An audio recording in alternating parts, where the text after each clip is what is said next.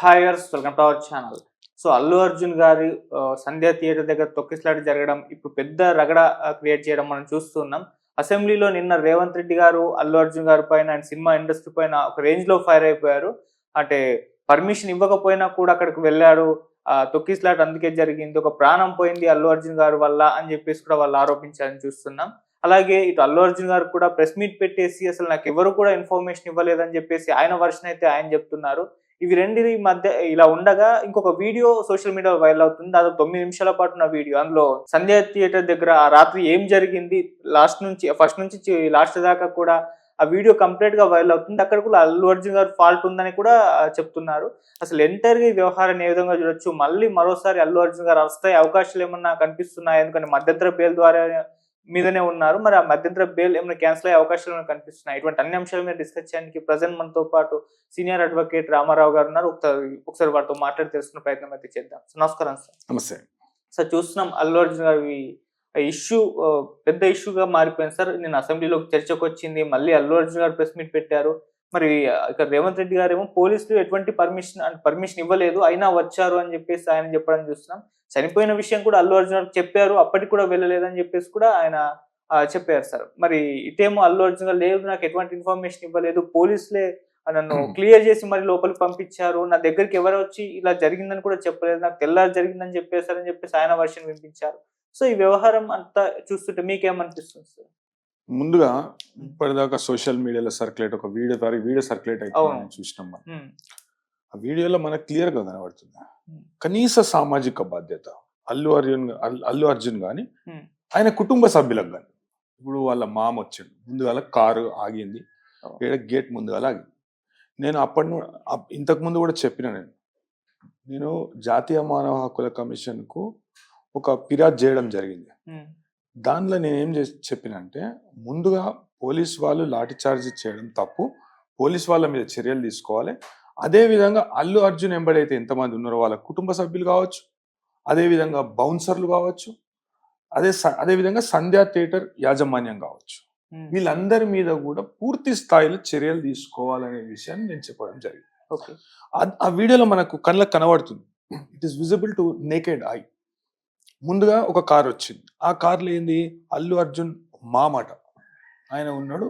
ఆయన లోపలికి వస్తుంటే ఆ కార్కు దారి ఇడిద్దామనే ఇడిచే ప్రక్రియలో గేట్లు తెరిచారు. వెనుక నుండి మొత్తం అందరూ వస్తున్నారు. మొత్తం అల్లు అర్జున్ ఆ కార్లో ఉన్నాడేమో, లేకుంటే వెనుక కార్లో ఉన్నాడు. ఒక కాన్వాయ్ వచ్చిన ఇప్పుడు అల్లు అర్జున్ వాళ్ళ కుటుంబ సభ్యులతో సినిమా చూడనీకి వస్తే,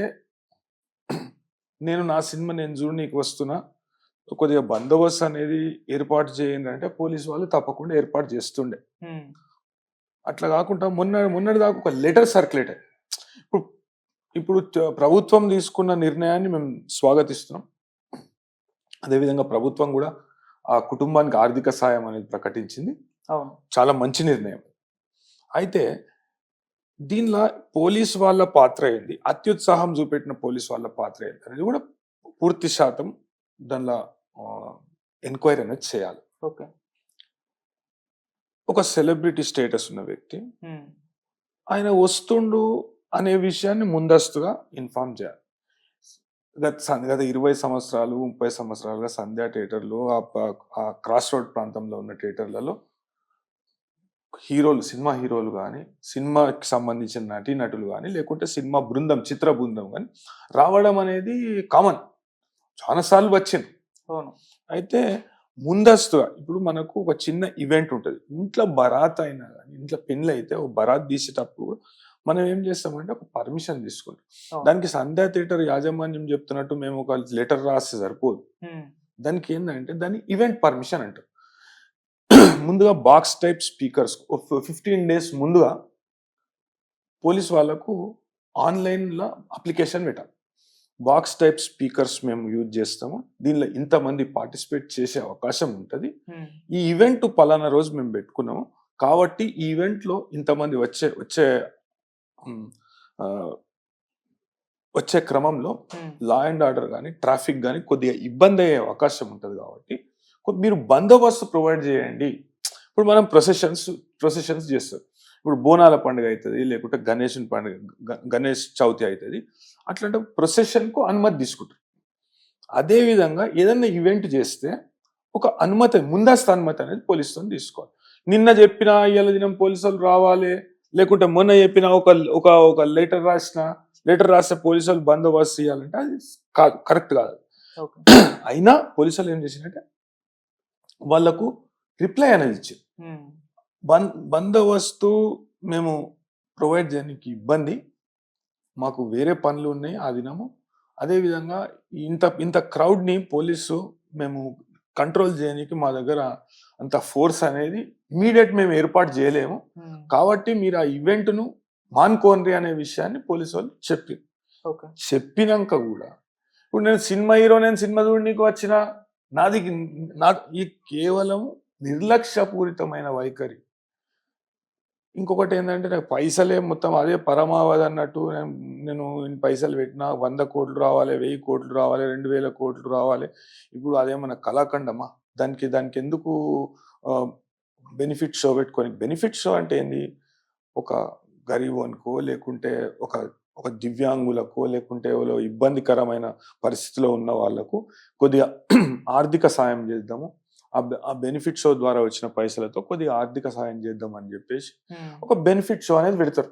ఏదైనా కళారూపం, లేకుంటే ఒక డాన్స్ ప్రోగ్రామో, కాన్సర్టో ఏదో ఒకటి పెట్టి దాని ద్వారా వచ్చిన పైసలను రెవెన్యూలో కొంత శాతం బెనిఫిట్కు, అంటే నార్మల్ పరిస్థితులలో ఇచ్చే పరిమితి కంటే ఎక్కువసేపు అనుమతి ఇవ్వడం, కొన్ని స్పెషల్ కన్సెషన్స్ అనేటివి ఇవ్వడం బెనిఫిట్ షోకి ఇస్తుంటారు.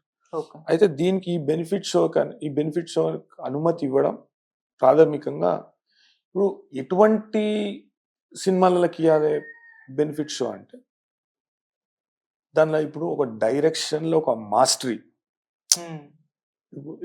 ఇప్పుడు స్టీవెన్ స్పీల్బర్గ్ తీసిన సినిమాలు ఉన్నాయి, లేకుంటే మన దగ్గర పెద్ద పెద్ద డైరెక్టర్లు, ఫేమస్ డైరెక్టర్లు తీసిన సినిమా, సమాజానికి ఒక మెసేజ్ ఇచ్చే సినిమాలు ఉంటే అసొంటి అవిటికి అరే ప్రజలందరూ చూస్తారు, అదే విధంగా ఒక సెక్షన్ ఆఫ్ పీపుల్కి బెనిఫిట్ అనేది అవుతుంది. కాబట్టి దానికి మనం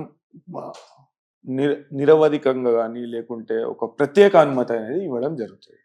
దీనిలో ఏంటంటే కేవలం ఆయన పైసలు పెట్టారు అంటే, ఆ చిత్ర బృందము, లేకుంటే నిర్మాత, లేకుంటే దర్శకుడు, వీచకుడు వాళ్ళందరూ ఉంటారు, వాళ్ళు పైసలు పెట్టారు, ఆ పైసలకు 10 ఇంతలు రిటర్న్ వస్తున్నాయి. ఏమున్నదండి దానిలో? సమాజానికి పనికొచ్చే ఒక్క అంశం అని ఉన్నదా?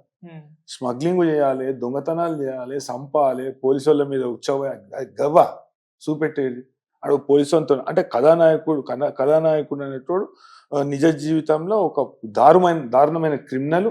ఆ క్రిమినల్ పోలీస్ మీద ఎట్లా పగ తీర్చుకుంటాడు, అంటే పోలీస్ వ్యవస్థ అతనికి ఇనకుంటే పోలీస్ వ్యవస్థలో ఉన్న అధికారులను మారుస్తాడు, అదేవిధంగా సీఎంను కూడా మారుస్తాడు.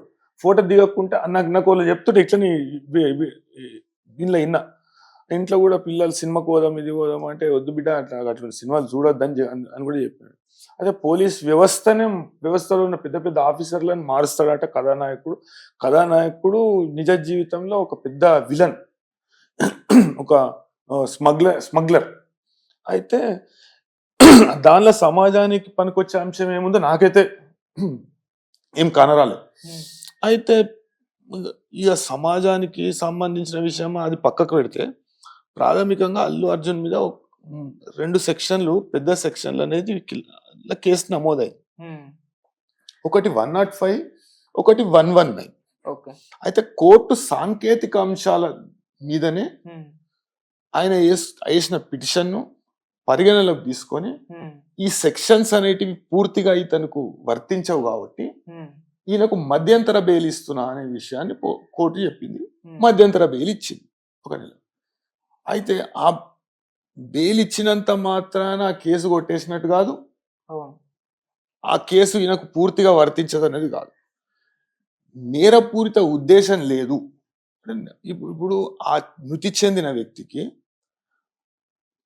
ఈ నేరం మోపబడిన వ్యక్తికి, అదే అల్లు అర్జున్కి ఎటువంటి సంబంధం అనేది లేదు. జీవితంలో ఒక్కసారి కూడా ఇద్దరు వ్యక్తిగతంగా కలుసుకోలేదు. ఆమె మీద ఈయనకు ఎటువంటి పగ ఉండదు, అదే విధంగా ఆమెకు కూడా ఈయన మీద ఎటువంటి పగ ఉండదు. ఆ అంశాలను పరిగణలోకి తీసుకొని, ఇప్పుడు కుట్ర ఏముంటది, కుట్ర కోణం ఏముంటది, ఏముండదు. అదేవిధంగా ఈమెకు హాని తలపెట్టాలనే ఇష్యూ ఆడ రాదు. ఓకే. అల్లు అర్జున్ ఎప్పుడు కూడా అనుకోడు ఈ పలానా వ్యక్తికి అంత 5,000 మందిలో 10,000 మందిలో ఒక వ్యక్తికి నేను హాని తలపెడతాను, లేకుంటే నేను ఆడికి వస్తే ఆమె చనిపోతుందని అల్లు అర్జున్ కి ముందుగానే కలవడలే.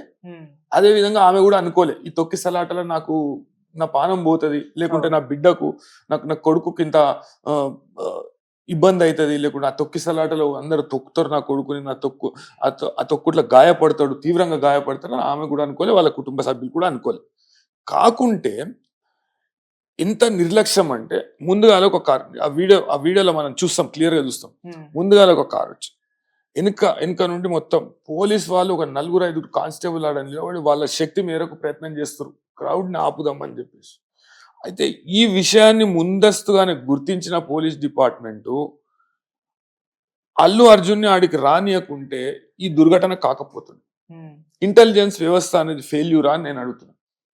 వాళ్ళకు ప్రతిపక్ష నాయకులు వాళ్ళ ఇంట్లల్లా నిరసన తెలిపితే కూడా అరెస్టు చేసేంత సమాచారం వాళ్ళకు ముందస్తుగానే తెలుస్తుంది పోలీస్ వాళ్ళకు. ఎంతో మంది ప్రతిపక్ష నాయకులను అరెస్టు చేసిండ్రు, అదే విధంగా ఎంతో మంది నిరసనకారులను అరెస్టు చేసిండ్రు. మొన్న ఆశా వర్కర్ల విషయంలో చూస్తాం, ఆశా వర్కర్ల విషయంలో కూడా నేను జాతీయ మానవ హక్కుల కమిషన్ ఫిర్యాదు చేయడం జరిగింది. తీవ్ర స్థాయిలో మండిపడ్డది జాతీయ మానవ హక్కుల కమిషన్. అదే విధంగా ఇప్పుడు మనం గురుకుల పాఠశాల విషయంలో చూస్తున్నాము, ఎంతో మంది పిల్లలు చనిపోతున్నారు. ఎంత దారుణం అంటే ఒక పిల్లనైతే 11 సార్లు ఎలుకలు గరిచినాయట, 11 సార్లు ఎలుకలు గరిచినాయట. అయితే అసొంటి విషయాల మీద దృష్టి పెట్టకుండా ఇది అనవసరమైన చర్చ. అల్లు అర్జున్ ఇట్లా చేసిండా, అట్లా చేసిండా, ఇది చేసిండా, అది చేసిండా అని చట్టం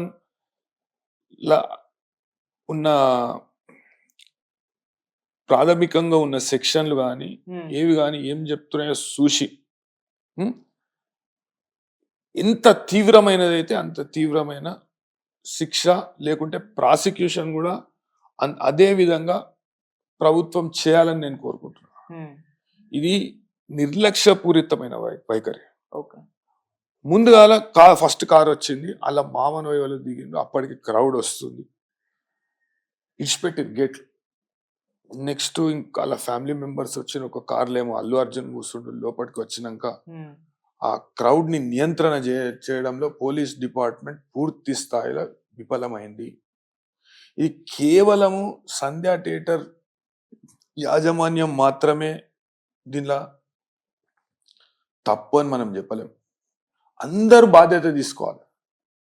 ఈ నిర్లక్ష్యపూరిత ధోరణి ఇవ్వాలన్నా కానీ ఇప్పుడు ఆడికెళ్ళి వస్తుండు, ముందట రోడ్డు మీద ఉన్న క్రౌడ్ ని డిస్పర్స్ చేసే, ఇప్పుడు మీరు ఆశా వర్కర్లను వాళ్ళు శాంతియుతంగా నిరసన తెలుపుతుంటే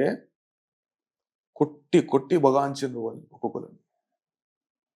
అయితే అల్లు అర్జున్ రాకముందు అదే విధంగా ఆడ మొత్తం క్రౌడ్ జమ అయినప్పుడు పోలీసు వాళ్ళు ఏం చేస్తుండ్రు, వచ్చినాక గేట్లు ఇప్పి, ఆ విజువల్ క్లియర్ కనబడుతుంది, గేట్లు ఇప్పినాక అవతల నుండి వచ్చే వాళ్ళ మీద పోలీసు వాళ్ళు లాఠీ చార్జ్ చేస్తారు, వీళ్ళని ఇడిచిపెడుతురు. ఇప్పుడు నీకు బాధ్యత లేకుండా నువ్వు వచ్చి క్రౌడ్లో నన్ను బందోబస్తు ఏర్పాటు చేయి, ఇది ఏర్పాటు చేయి, అది ఏర్పాటు చేయంటే పోలీస్ వ్యవస్థ ఎందుకు ఏర్పాటు చేస్తుంది? పోలీసు వాళ్ళకి జీతాలు ఎవరు ఇస్తున్నారు? అల్లు అర్జున్ ఇస్తుండా, లేకుంటే ప్రజల సొమ్ము నుండి ఇస్తుర్రా? ప్రజాధనమే పోలీసు వాళ్ళకి జీతం రూపంలో అందుతుంది. అల్లు అర్జున్ ఇస్తలేడు. పోలీస్ వాళ్ళు ఎట్లా, కొంతమంది పోలీస్ వాళ్ళు అయితే ఎట్లా ప్రవర్తించారు అంటే అల్లు అర్జున్ కి వ్యక్తిగత భద్రతా సిబ్బంది లేక వ్యవహరించారు. ఫస్ట్ ఫ్లోర్ లో కూర్చుంటారండి పోలీసు వాళ్ళు. ఆ విజువల్ క్లియర్ కనబడుతుంది. ఉల్టా వచ్చేటోళ్ళ మీద లాఠీ చార్జ్ చేస్తున్నారు. గేట్లు బంద్ చేయ చేత కాదు మీకు? అంటే గేట్ బంద్ చేస్తుంటే ఏమైతుండే, రాలేకపోతుండే క్రౌడ్. మాతో కాదే పో, ఎందుకు వచ్చినావు పో, నువ్వు ఏమన్నా ఎట్లా పోయివాడు అని ఇచ్చిపెట్టేది ఉండే. నువ్వు అతనికి భద్రత ఇచ్చే క్రమంలో ఆడ తొక్కిసలాట అయింది, లాఠీ చార్జ్ చేస్తారు, ప్రజల మీద లాఠీ చార్జ్ చేస్తారు. మీరు ఉంటే అతను రానియకుండా నియంత్రణ చేసేది ఉండే. మీరు శాంతియుతంగా నిరసన తెలుపుతున్న వ్యక్తులను మీరు కొట్టి పోలీస్ స్టేషన్లలో పెట్టి అరెస్టు చేసి జ్యూరిడిక్షన్ కానీ పోలీస్ స్టేషన్లలో ఎక్కడికెక్కడికో తీసుకుపోయి వాళ్ళని డిస్పర్స్ చేస్తారు. ఈ ఈ క్రౌడ్ ని మీరు కంట్రోల్ చేయ చేత కాదు. అదే విధంగా నువ్వు వస్తున్నప్పుడు ఒక కారు వచ్చింది, బంద్ చేయ చేత కాదు మీకు. మీ మీద పడ్డరా, వాళ్ళ మీద బుక్ చేయి, మీ మీద పడ్డోళ్ళ మీద బుక్ చేయి. నువ్వు లోపట ఇప్పుడు లోపల పటాకులు కాల్చిరు, ఆడ కొన్ని కొన్ని విజువల్ అయితే పటాకులు కాల్చేది కనబడుతుంది. ఎంత పెద్ద ప్రమాదం అవుతుండే, ఎంతమంది చచ్చిపోతుండే. కనీస బాధ్యత అది. అదే ప్రభుత్వం పనిచేయలేదు, లేకుంటే పోలీస్ పనిచేయలేదు అని కాదు, ఈడ కోఆర్డినేషన్ అనేది లేకుండా ఇప్పుడు ఆడనే అనుమతి లేదు అని చెప్పినప్పుడు పొద్దున్న సాయంత్రం దాకా ఆడ డీజేలు గీజేలు పెద్ద పెద్ద సౌండ్ బాక్సులు ట్రస్సులు గిస్సులు పెట్టి బ్యాండ్లు పెట్టి ఆడ నానా హంగామా చేస్తుంటే పోలీసులకు కాని రాలే, అప్పుడే ఆపేది ఉండే. చల్ ఇవన్నీ బంద్ చేయండి. అట్లా బంద్ చేయకుండా ఆడ నామమాత్రపు నలుగురు బందోబస్తు పెడితే వాళ్ళు ఎట్లా 4-5 కానిస్టేబుల్ ఎట్లా కంట్రోల్ చేస్తారు? నేను ఒక విజువల్ చూసిన, ఒక ఆయన లావుట్ ఆయన ఒక ఎస్ఐఓ కానిస్టేబుల్ ట్రాఫిక్ డ్రెస్ వేసుకుండు, ఎట్లా పడితే అట్లా విచక్షణ రహితంగా కొడుతుండు. ప్రజలను ఎందుకు కొడతారు?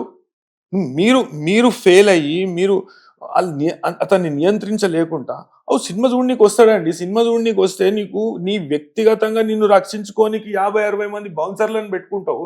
మరి ప్రజలను రక్షించడానికి ప్రజలు తొక్కిసలాటలు చచ్చిపోతే నువ్వు లోపల కూర్చొని సినిమా చూస్తావు.